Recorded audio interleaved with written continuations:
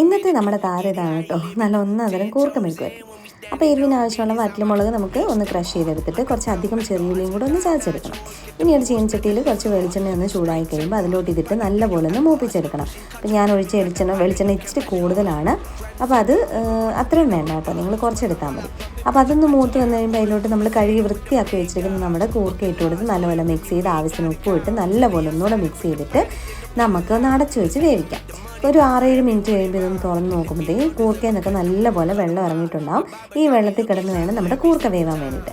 അപ്പോൾ ഇടയ്ക്കിടയ്ക്കൊന്ന് തുറന്ന് ഇളക്കി നമുക്കൊന്ന് കൂർക്ക നല്ലപോലെ ഒന്ന് വേവിച്ചെടുക്കാം.